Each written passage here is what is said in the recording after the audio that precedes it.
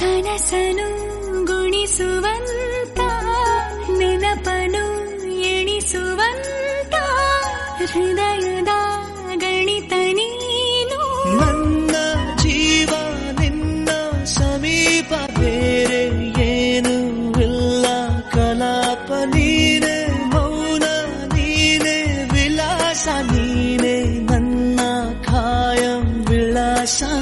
ಬಳಿಯಿದ್ದರೆ ನೀನು ಮರಳಬಾರದೆಂದು ನಿನ್ನನ್ನೇ ನಂಬುತ್ತಾ ಬಚಾವಾದೆ ನಾನು. ಸದಾ ನಿನ್ನ